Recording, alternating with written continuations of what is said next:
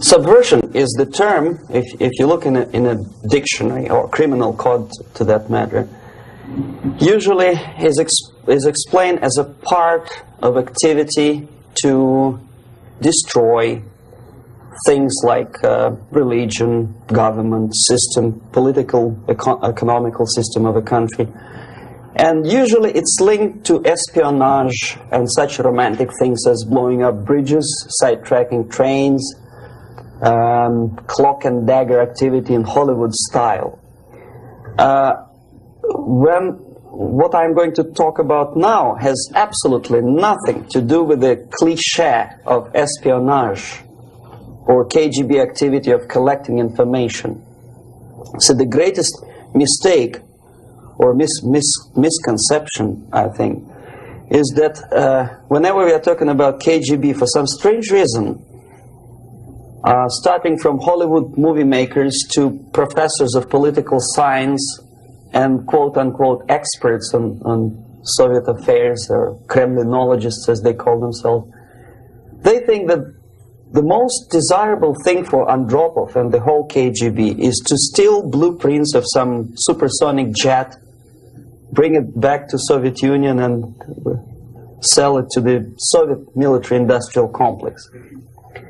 It's only partly true. If we take the whole time, money, and manpower that the Soviet Union and KGB in particular spends outside of USSR border, we will discover, of course there are no official statistics unlike with CIA or FBI, that the espionage as such occupies only 10 to 15% of money, time, and manpower. 15% of the activity of KGB. The rest, 85%, is always subversion. And unlike a dictionary of English, Oxford Dictionary, subversion in Soviet terminology means always a destructive, aggressive activity aimed to destroy the country, nation, or geographical area of your enemy. So there's no romantics in there, absolutely. No blowing up bridges, no microfilms in Coca-Cola cans, nothing of that sort. No James Bond nonsense. It's most of this activity is overt, legitimate, and easily observable if you give yourself time and trouble to observe it. But according to the law and law enforcement systems of the Western civilization, it's not a crime. Exactly because of misconception, manipulation of terms. We think that subverter is a person who is going to blow up our beautiful bridges. No. Subverter is a student who comes for exchange, a diplomat, an actor, an artist, a journalist like myself was 10 years ago. Now, subversion is an activity which is a two-way traffic. You cannot subvert an enemy which doesn't want to be subverted. If you know history of Japan, for example, before 20th century, Japan was a closed society. The moment a foreign boat comes to the shores of Japan, the Imperial Japanese Army politely tells them to get lost. And if American salesman comes to the shore of Japan, let's say 60 or 70 years from now back, and says, oh, I have a very beautiful vacuum cleaner for you, you know, with the good financing, he says, please leave us, we don't need your vacuum cleaner. If they don't leave, they shoot them to preserve their culture, ideology, traditions, values intact. You were not able to subvert Japan. You cannot subvert Soviet Union because the borders are closed. The media is censored by the government. The population is controlled by the KGB and internal police. With all the beautiful glossy pictures of Time magazine and Magazine America, which is published by the American embassy in Moscow, you cannot subvert Soviet citizens because the magazine never reaches Soviet citizens. It's collected from the newsstands and thrown to garbage can. Subversion can be only successful when the initiator, the actor, the agent of subversion has a responsive target. It's a two-way traffic. United States is a receptive target of subversion. There is no response similar to that one from United States to the Soviet Union. It stops halfway somewhere. It never reaches here. The theory of subversion goes all the way back 2,500 years ago. The first human being who formulated the tactics of subversion was a Chinese philosopher by the name of Sun Tzu.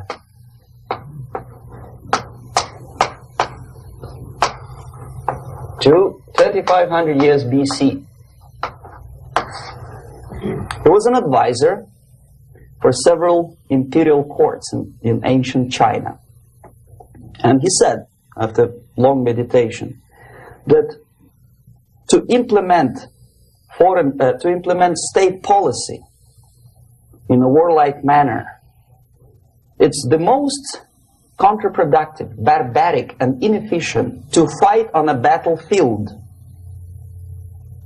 You know that war is continuation of state policy, right? So if you want successfully to implement your state policy and you start fighting, this is the most idiotic way to do it. The highest art of warfare is not to fight at all, but to subvert anything of value in the country of your enemy, until such time that the perception of reality of your enemy is screwed up to such an extent that he does not perceive you as an enemy, and that your system, your civilization, and your ambitions look to your enemy as an alternative, if not desirable, then at least feasible. Better red than dead. That's the ultimate purpose, the final stage of subversion, after which you can simply take your enemy without a single shot being fired, if the subversion is successful. This is basically what subversion is.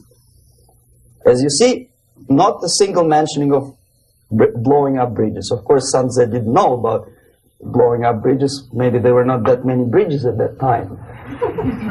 But the basics of subversion is being taught to every student of KGB school in USSR and to officers of military academies. I'm not sure if the same author is included in the list of reading for American officers, to say nothing about ordinary students of political science.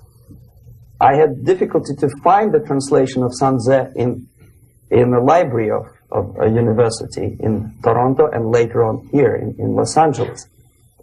But it's a book which is not available. It is forced to every student in USSR. Every student who is taught to be dealing further in his future career with foreigners. What subversion is? Basically, it consists of 4 periods, time-wise. If we start from here and go this way, time, right? This is the beginning point. The first stage of subversion is the process which is called, basically, demoralization. It says for itself what it is.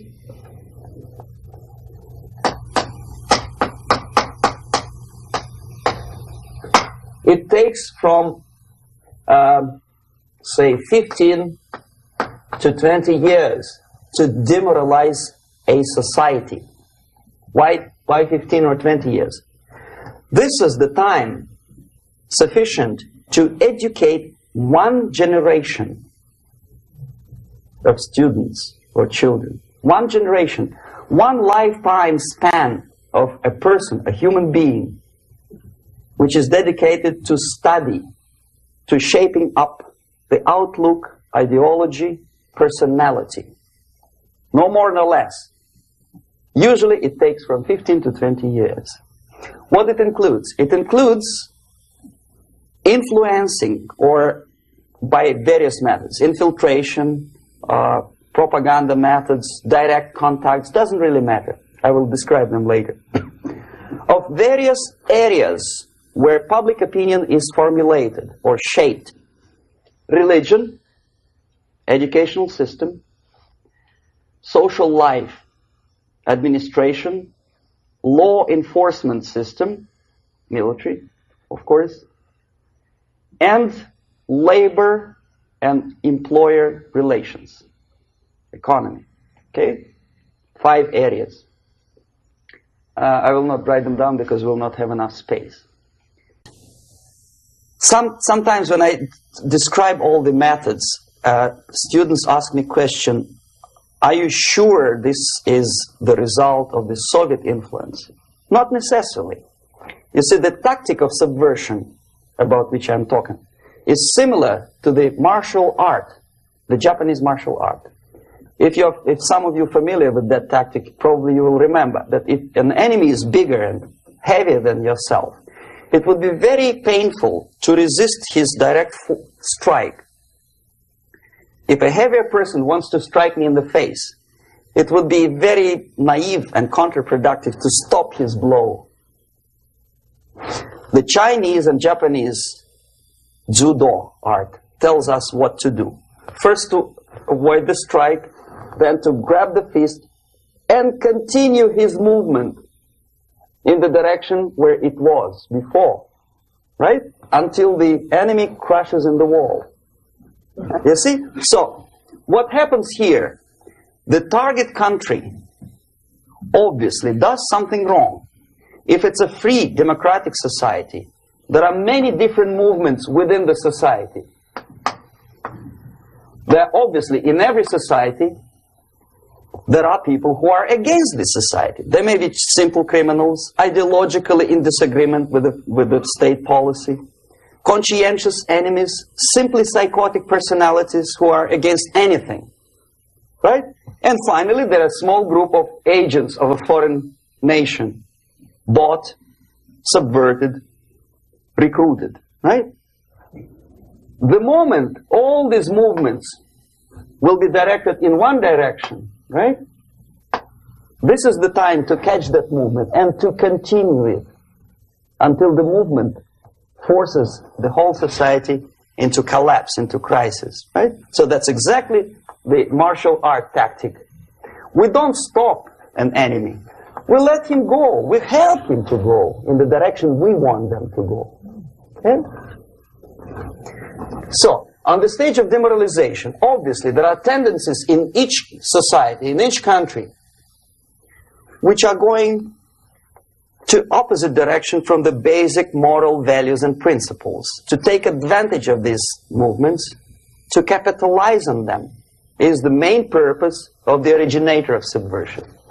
So we have religion, we have education, we have social life, we have power structure, we have labor relations, unions, and finally we have law and order. 1, 2, 3, 4, 5, 6. Okay? These are the areas of application of subversion. What it means exactly? In case of religion, destroy it, ridicule it, replace it with various sects, cults, which bring people's attention, faith, whether it is naive, primitive, doesn't really matter.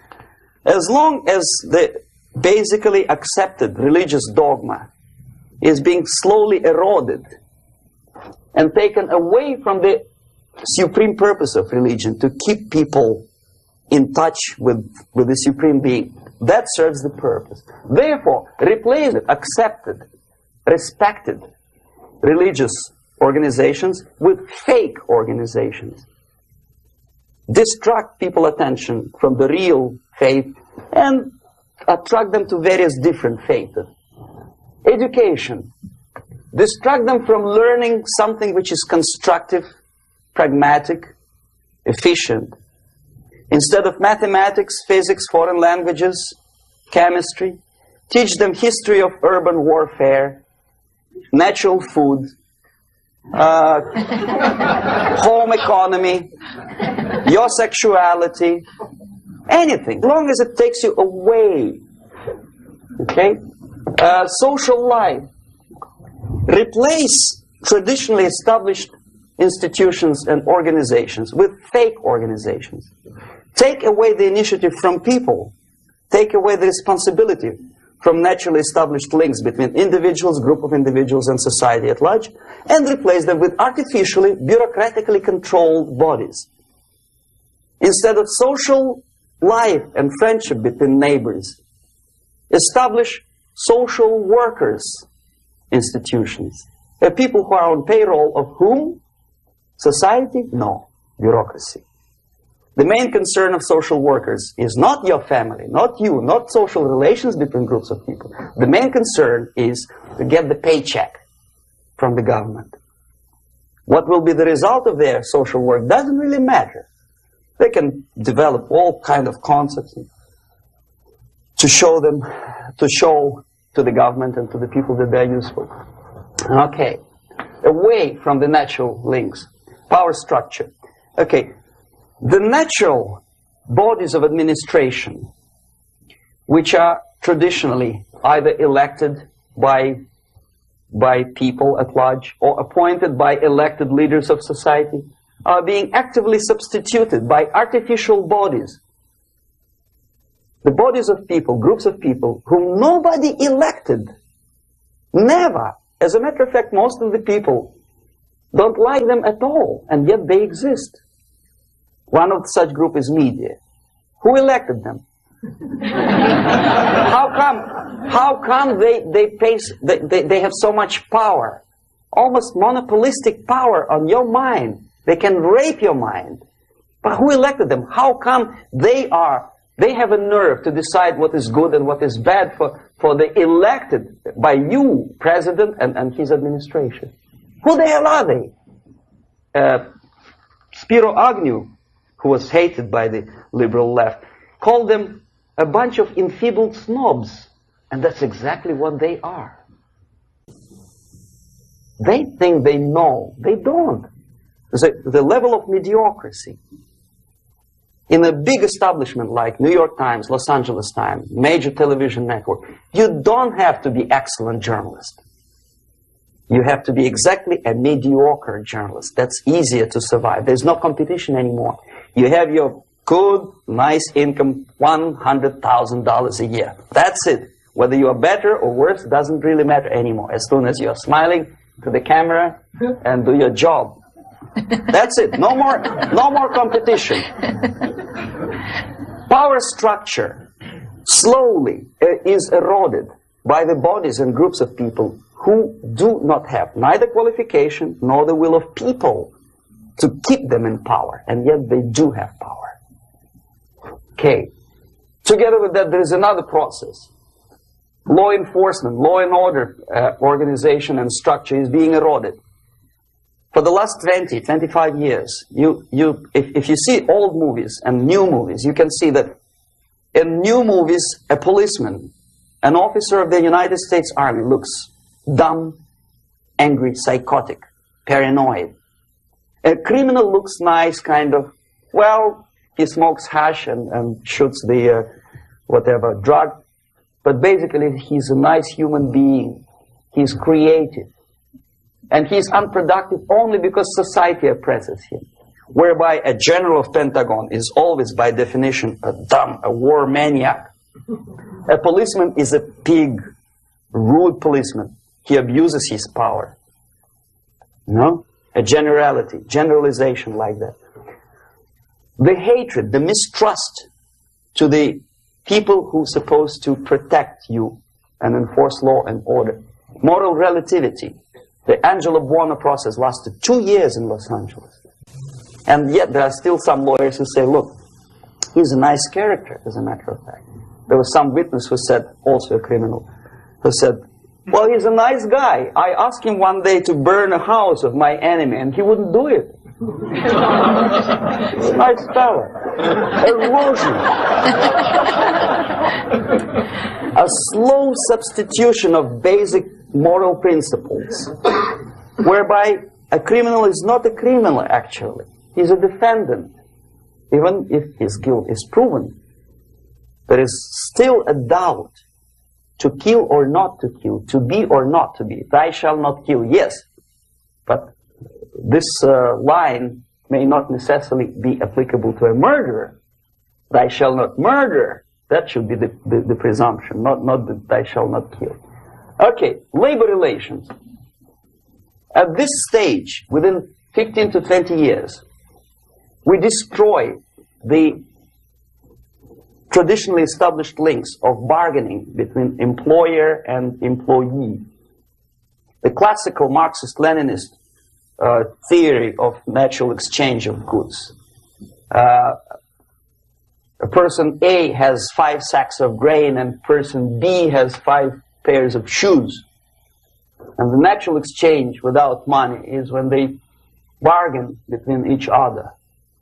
And only with the introduction of the third force, C, an entirely third foreign stranger who says, no, don't give him 5 sacks of grain, give it to me. And you give me your 5 pairs of shoes, and I will distribute it accordingly. So that the economy will go. This is the death of natural exchange, death of natural bargaining. Well, trade unions were established 100 years ago. The objective was to improve working conditions and to protect the rights of workers from those employers who were abusing their right because they had more money. Objectively, at that time, initially, the trade union movement did work. What we see now is that the bargaining process is no longer resulting in the compromise, which is leading objectively to betterment of working conditions and increase of salary. What we see is that after each prolonged strike, the workers lose. Even if they have 10% increase of their salaries, they cannot catch up due to inflation and due to missed time. More than that, millions of people suffer from that strike because economy now is interdependent. It's intertwined like one body. If previously steel workers, say 100 years ago, could strike and nobody would suffer, now it's impossible anymore. If a garbage collector strikes today, the rest of the multi-million city is stinking. I mean, there's no more service. In Quebec, for example, we had the electricians who were on strike in the middle of winter. You can freeze your bottom, and they still were on strike. Did they catch up with the salary? No, they lost. Who benefited? The leaders of trade union.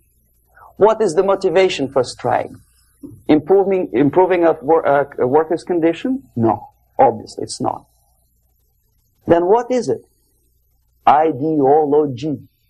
To prove to these capitalists. And the obedient horde of workers, like sheep, follow these people. And they cannot disobey. Why? Because if they do, you know what happens to them. Pickets, murders, shooting truck drivers by picketers. In Montreal, for example, I saw with my own eyes when I was correspondent of CBC International, Canadian Broadcasting Corporation, when the workers of aircraft factory destroyed computers and the equipment in the factory. And the administration employed strike breakers. Their cars were turned upside down and burned. Their houses were burned. Their kids were intimidated. And some victims were there. Of that we can be sure. Why? To improve conditions of workers? No. Ideology. Okay, so this is what happens basically. It may or may not happen without the help of the Soviet Union. But the natural tendencies are being greatly taken advantage of and capitalized by the Soviet propaganda systems. How? Whenever trade union strikes, we have influx of propaganda, mass media, ideological dissemination.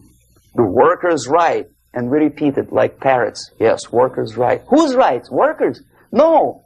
The only freedom of worker to sell his labor according to his own desire and will is taken away from him. By whom? By trade union boss. Unlimited power is given. Responsibility. I want to sell my labor not for $2.50 an hour, but for $2. I don't have right. My freedom is denied to me. I know that if I sell my work for $2 an hour, not for $3 an hour, I will compete better with the other guy who is lazy and more greedy. I don't need $3. I need only $2. No, I was made to believe by media, by business, by advertising agencies that I need more and more and more. Have you ever heard any advertising on TV to consume less? No. No way. Whether you need a six-cylinder car or not, you have to buy it. And hurry up. When I was driving here, on the local radio station, an excited announcer said, "You hurry up, rush and save, save, save. There is a pantyhose sale." Save by buying more. See? Of course. It would be too naive to expect that KGB makes that advertising agency to do such a crazy commercial. No, of course not. But what we did when I was working for Novosti Press, we would snow plow editorial offices, student organizations, religious groups with literature of class struggle. If not directly Marxism, Leninist propaganda, then a propaganda of the legitimate aspirations of working class, betterment of life, equality. Equality, mind you. President Kennedy once said, we will make America to believe that people are born equal. Are people born equal? Is there any mentioning in the Bible or any other holy scripture in any religion, if you don't believe me, go to the library and check it. There is not a single word about equality. Just the opposite. By your deeds, God will judge you. What you do is important. The merit of your personality. You cannot legislate equality. If you want to be equal, you have to be equal. You have to deserve it.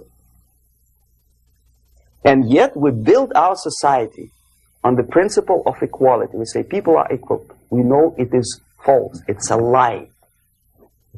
Some people are tall and stupid. Others are short, bold, and clever.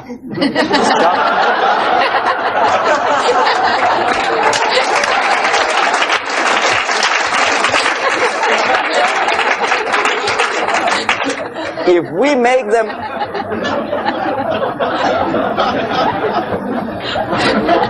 we make them equal by force, if we put the principle of equality in the basis of our socio-political structure, it's the same thing as building a house on sand. Sooner or later it will collapse, and that's exactly what happens. And we, as Soviet propaganda makers, are trying to push you in the direction which you go yourself. Equality, yes, equality. People are equal. Land of equal opportunities. Is it true or not? Think about it. Equal opportunities. Should there be equal opportunities? For me and for a lazy bastard who comes here from some other country and immediately registers as a welfare recipient benefits? I never received a single dollar. No, sorry, I did receive once. But I never applied for welfare. For the 13 years, I took any job. Security guard, journalist, taxi driver, anything. Well, I was restless, but some people don't like it. They immediately. So why should we have equal opportunities? Why? The equal opportunity to excel. Equal opportunity in equal circumstances, yes, but we know people are different. To excel, yes, provided we reach the same level of excellency, perfection, which is hypothetical, distant future. Yes, maybe. But we know perfectly well that even with the best intentions, people could not be equal. Why should we have equality in the, say, legal system? Myself, I'm considering myself a law-abiding citizen, and a person who comes here to rob and shoot, say, the United States administration under Carter, imported thousands of Cuban criminals. They were non-criminals, yet they were accepted. Do you think it's fair if myself and my wife from Philippines, who work like excuse me, horse, as a lab technician in a hospital, should have the same rights as a criminal from Cuba? Why? And yet we repeat as parrots, equality, equality, equality. And the Soviet propaganda system helps us to believe that equality is something which is desirable. Democracy, as it was established by fathers of this country, of this system in the last century, is not equality.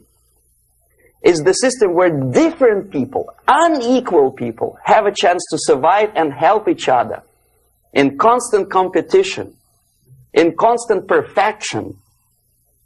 Not inequality, which is superimposed from a godfather or nice person in Washington, D.C. And the absolute equality exists in Soviet Union, quote-unquote equality.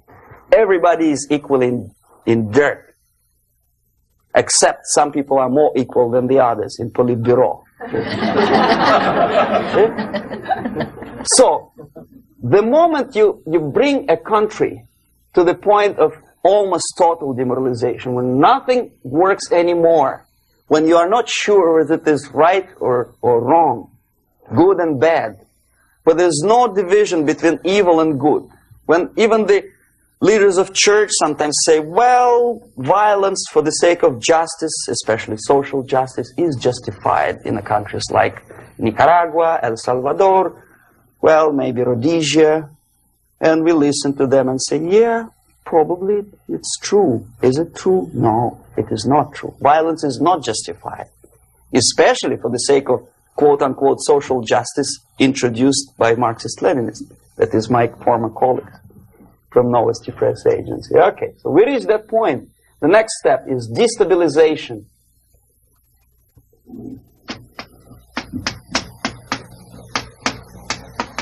Again, this word says for itself what it is. To destabilize all the relations, all the accepted institutions and organizations in a country of your enemy. How you do it?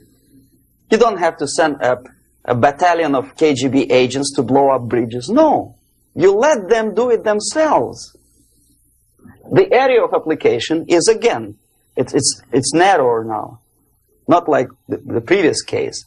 The overt legitimate actions of the KGB in this case would be hardly noticeable. There is no crime if a professor who recently went to USSR introduces a course of Marxism-Leninism in a Californian college, for example. Nobody is going to come to his doorstep and say, okay, mister, come, you are under arrest. No, it's not a crime. It's not even considered a moral crime against your country. So the area of application here is narrowing down to economy, again, labor relations, right? To law and order, plus military. And economy, law and order. Yes, and again, the media, but wider scope, little bit different. I'll explain you later. Okay, basically 3 areas. Economy. The radicalization of bargaining process. If on that stage we still could achieve, theoretically, some positive compromise between the negotiating sides with say, arbitrary introduction of arbitrary judges, a third side, objectively judging the demands of both sides. Here it's radicalization. On the stage of destabilization, we cannot come to compromise even within a family. The husband and wife couldn't figure out which is better.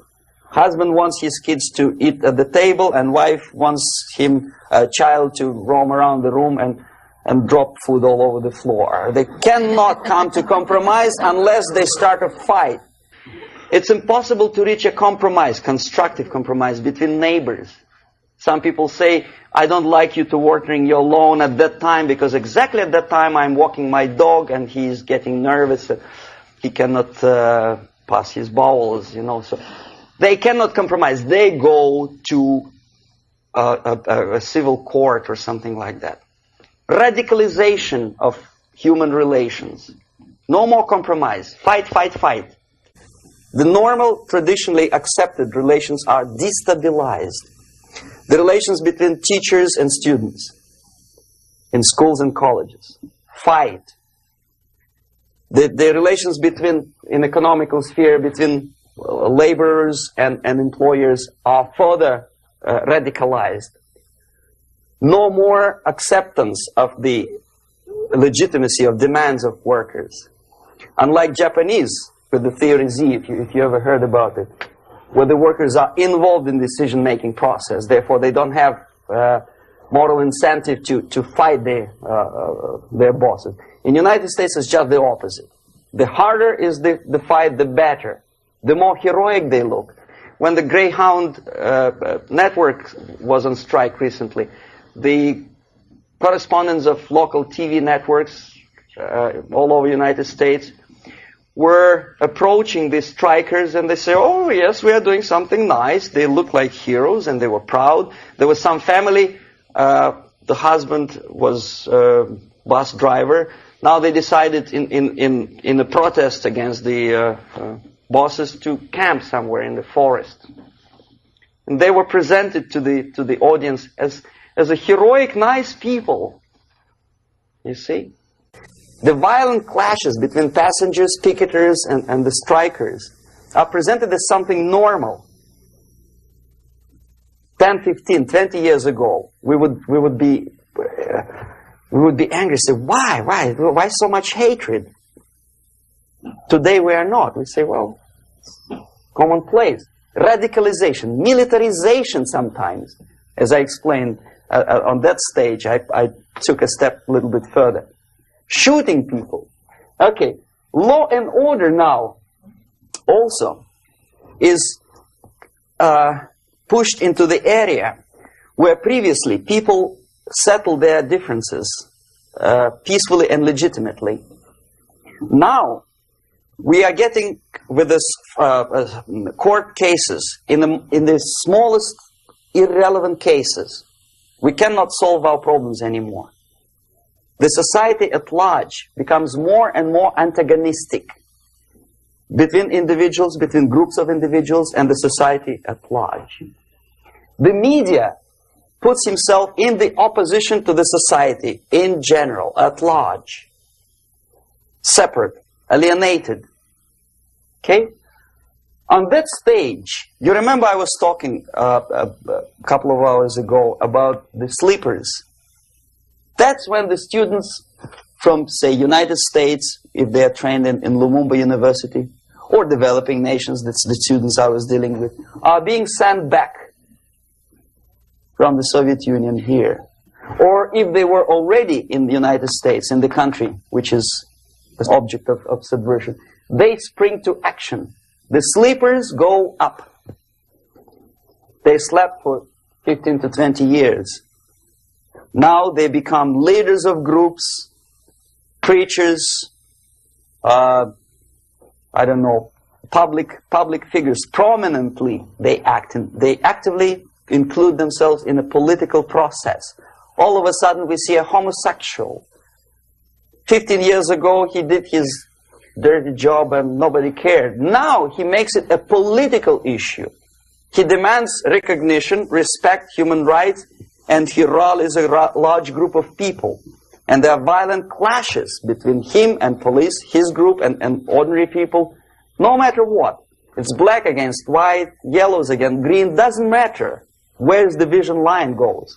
As long as this group come into antagonistic clash, sometimes militantly, sometimes with firearms, that is destabilization process.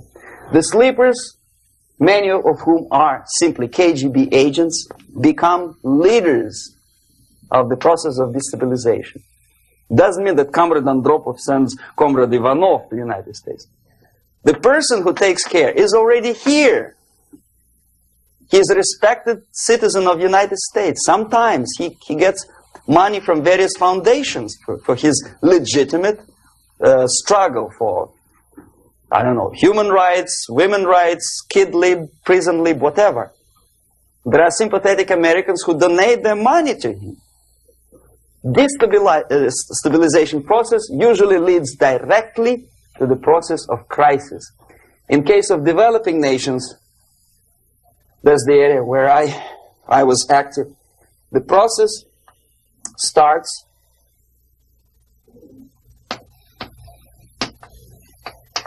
when the legitimate bodies of power, the social structure collapse. It cannot function anymore.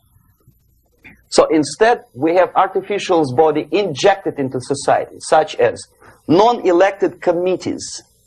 You remember I was talking about them here. Social workers who are not elected by people, media who are self-appointed rulers of your opinion, some strange groups which claim that they know how to lead society forward. They don't usually. All they care is how to collect donations and sell their own concocted ideology, mixture of religion and ideology. Here, we have all this artificial body claiming power. If the power is denied to them, they take it by force. In case of Iran, for example, all of a sudden we have revolutionary committees. What kind of revolution? There was no revolution yet, and yet they had the committees. They were taking power of judgment. They had the power of execution. They had the power of legislation, and that they had the power of judicial. All of them combined in one person, who is half-baked intellectual, sometimes graduated from Harvard University or Berkeley. He comes back to his country and he thinks that he knows the answer to all the social, economical problems. Okay? Crisis is when society cannot function any more productively. It collapses, obviously. That's the word for crisis. So therefore, the population at large is looking for a savior. The religious groups are expecting a messiah to come. The workers say, we have family to feed. Let's have a strong government, maybe socialist government, centralized. When somebody put the employers on their place and let us work. We are sick and tired of going to strike and missing overtime and all that stuff. We need some strong man, strong government, a leader, a savior is needed. Population is sick and tired already. And here we are. We have a savior. Either a foreign nation comes in, or the local group of leftists, Marxists, no matter what they call themselves, Sandinista, a reverend or some sort, Bishop Muzureva, like in Zimbabwe, doesn't matter. A savior comes and says, I will lead you. So we have two alternatives here. Civil war and invasion. Okay? See how it goes? Civil war, we know what it is. Lebanon is the best example. The civil war, which was artificially implanted in Lebanon by injection of force of PLO, Palestinian Liberation Organization. Invasion we had in many other countries like Afghanistan, name any East European country, it was invaded by the Soviet army. But the result is the same. The next stage is normalization. Normalization is a very ironic word, of course. It is borrowed from 1968 situation in Czechoslovakia, when the Soviet propaganda and after them New York Times declared the country is normalized. The tanks moved into Prague, so there is no more Prague Spring, there is no more violence. Normalization. At that stage, the self-appointed rulers of the society don't need any revolution anymore. They don't need any radicalism anymore. So this is the reverse from destabilization. Basically, it is stabilizing the country by force. So all the sleepers and activists and social workers and liberals and homosexuals and professors and Marxists and Leninists are being eliminated. physically sometimes. They've done their job already. Okay? They are not needed anymore. The new rulers need stability to exploit the nation, to exploit the country, to take advantages of the victory. Okay? So no more revolutionaries, please. And that's exactly what happens in a number of countries. You remember Bangladesh? This is the crisis in which I was instrumental. First they had Mujibur Rahman. In 1971, he was the leader of People's Party, Awami League, with mustache like Stalin. He was in Russia many times. In 5 years, he was shot by his former colleagues, Marxists. He fulfilled his function. In Afghanistan, it happened 3 times. First there was Taraki, then there was Amin, now there's Babrak Karmal. They killed each other successively, one after another. The moment he fulfills his duty, the first one demoralized country, the second destabilized, the third one brought it to crisis. Goodbye, comrades. Babrak Karmal comes from Moscow and put into the seat of power. Same thing happened in Grenada recently. Maurice Bishop, Marxist, was killed by Austin, what's his name, General something, who was also a Marxist. Right?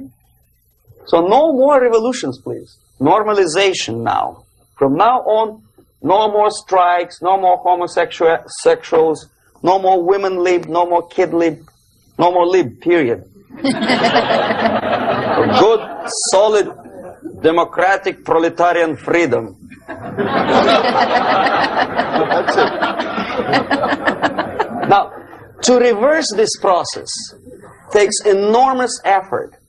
When today, United States had to invade Grenada to reverse the process of subversion. Some people say, boy, this is not good, it's not kosher to invade the beautiful country, island of Grenada. Well, why didn't you stop the process here, when Grenada was just approached by leftists? Why not to prevent Maurice Bishop to come in power in the first place? Did Grenadians want him? Very questionable. They didn't know who was Maurice Bishop in the first place. He came to power by coup d'etat himself. Okay? No, we let the situation develop further and further and further until the crisis and normalization very soon. And then United States decided to invade country, discovering that the country was absolutely a military base for the Soviet Union. Of course it's a drastic measure. Of course it's a pity that Marine Corps had to lose, what, 17 lives. Very bad. Why not to stop the process before it comes to crisis? Oh no, intellectuals will not let you. It's interference into domestic affairs. They're very careful not to let American administration to interfere in domestic affairs of Latin American countries. They don't mind Soviet Union interfere in these affairs. Okay. So to reverse this process, from here, it takes only and always military force. No other force on earth can reverse this process at this point. At this point, it does not take military invasion of the United States Army. It takes strong action, like in Chile. A CIA covert involvement to prevent the savior from outside to come into power and to stabilize country before it erupts into civil war. Okay? Support the right-wing conservative forces. By money, by crooks or love, doesn't matter. Stabilize the country. Don't let the crisis develop into civil war or invasion. Oh no, your liberals will say it's against the law. The Congress will not appropriate money for covert actions of CIA. Why not? Should we wait till the normalization come and Soviet tanks land in Los Angeles airport? Now, at that point, at the point of destabilization, also the process could be reversed. Again, easily than this. No CIA involvement at this point. You know what it takes here? Restriction of some liberties for small groups which are self-declared enemies of the society. As simple as that. Oh no, the media and liberals will tell you this is against the American Constitution. How can we, by force, deny the civil rights to criminals, for example? It's not good. Okay? So we allow them to, okay, if you allow the criminals to have civil rights, go on and bring the country to the crisis. This is a bloodless way to do. Curb the rights. I mean, not to put them in prison. No, I'm not talking about putting all the gays from San Francisco in the concentration camp. Do not allow them to take political force. Do not elect them to the seats of power, whether it is municipality level, state level, or federal level. It has to be beaten in the heads of American voters that a person like that in the seats of power is an enemy. Do not be afraid of this word. It is an enemy. If he is not an enemy here, he will be here. Later on, he will be shot, of course. But at this point, he is an enemy. Okay? You are doing great service by denying him a right to capitalize on his own crazy ideas and become a powerful man, a man who uses the seat of power. Restriction of certain freedoms and permissiveness at that point would prevent sliding into crisis and probably will return the process of destabilization. To curb unlimited power, monopolistic power of trade unions, here, at that point, would save economy from collapsing. To introduce a law to stop private companies of raping public opinion's mind in the direction of consumerism. No company must have a right to force you into buying more unless you want it. There must be a law. You want to advertise your car? Okay. But not a single mentioning of buying it now and saving money. It must be against the law to force people to consume more. Self-restraint. Previously, before this process started, the self-restraint was a business of church, religion. Because our preachers, the fathers of church, would tell us, material values are good, but it's not the prime function of human being. Because you have to live with something. Obviously, the design for our life is not to consume more deodorants. There must be something greater. If such a complicated instrument as human body was created, obviously there must be some higher purpose for that. And it's very easy to avoid destabilization by denying the greedy companies one little freedom, one little liberty, forcing you into turning yourself into processors of unwanted products and goods. They turn you into machines, like the worm who there's inlet and outlet. So, and how long an average appliance lasts these days? Less than a year. Why? Where's workmanship? Oh, we want you to buy more. Okay. Destabilization process could be easily overcome if, as I say, the society, by its own will or after persuasion by the leaders, will come to the idea of self-restraint. It's so hard, we want to consume more, but you have to. Unless you will come to this stage, when, as we say in Russia, if Sahara Desert ever becomes a communist state, there will be shortage of sand. So you have to curb your... You have to curb your expectations at this point before it's too late. But no, we don't want to do it. Demoralization process. Again, it's the easiest thing to reverse. First of all, by restricting import of propaganda. The easiest thing to do. Unlimited, unrestrained import of Soviet literature, Soviet journalists. Giving Soviet propaganda and ideological agitators equal time on American TV network. It has to be stopped. And it's easy. They won't be offended, mind you. As a matter of fact, they will respect America more. But when my former colleague Vladimir Posner appears on Nightline, and Ted Koppel asks him, well, Vladimir, what do you think about this? And what can he think? He is an instrument of propaganda. He thinks what Comrade Andropov tells him to think. He's just a nice, articulate mouthpiece of the Soviet subversion system. And Ted Koppel makes you believe that my friend Vladimir Posner thinks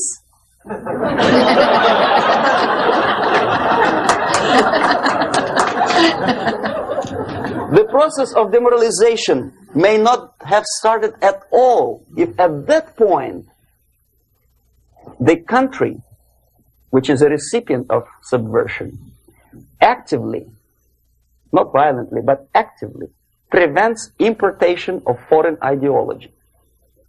I don't want America to follow the pattern of ancient Japan. You don't have to shoot every foreigner when it approaches the sacred borders of the United States.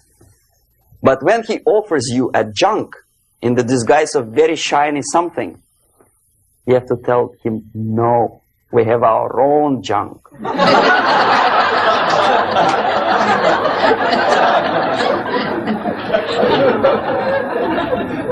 If at that point the society is strong, brave, and conscientious enough to stop importation of ideas which are foreign, then the whole chain of events could be prevented.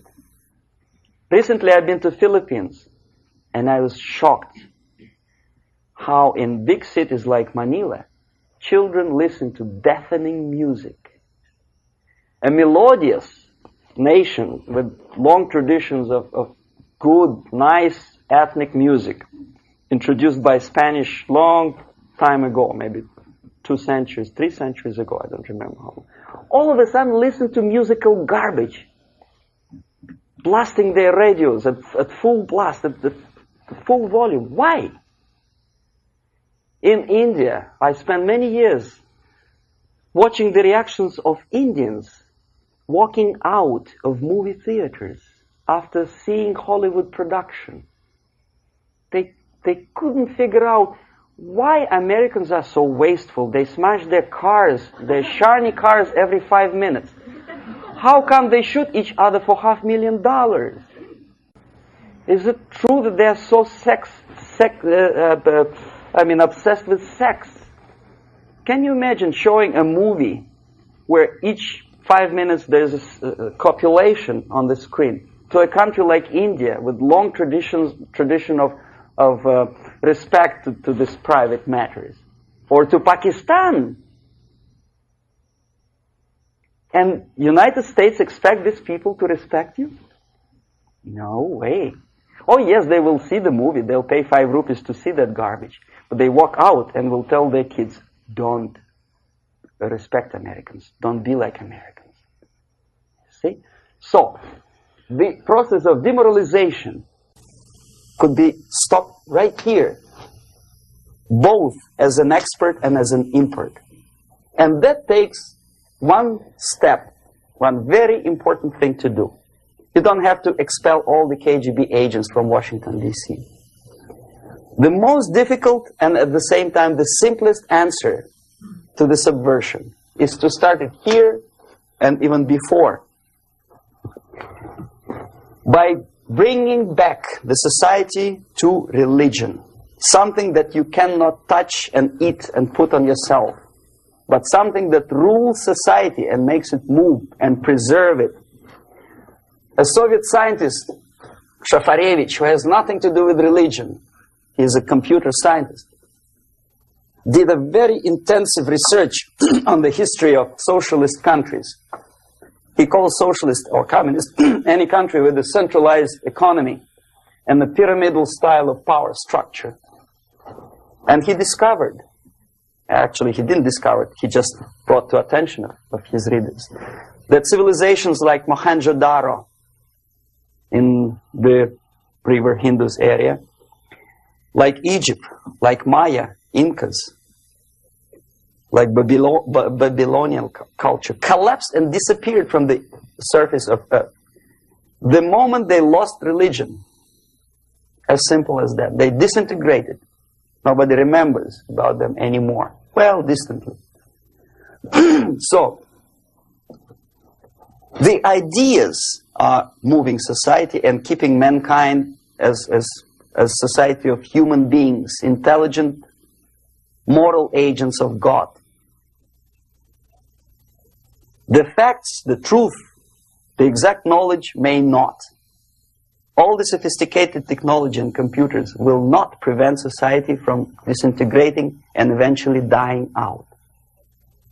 Have you ever met a person who would sacrifice his life, freedom, for the truth like that? This is truth. I never met a person who said, this is truth and I'm ready to shoot me. To defend the truth. Right? But millions sacrifice their life, freedom, comfort, everything for things like God. Like Jesus Christ. It's an honor.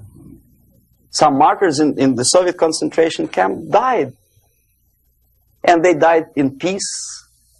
Unlike those who shouted, "Long live Stalin," knowing perfectly well that he may not live long. Something which is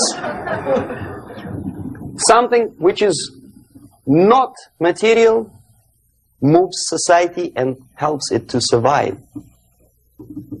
And the other way around. The moment we turn into 2 by 2 is 4 and make it a guiding principle of our life, our existence, we die. Even though this is true, and this we cannot prove.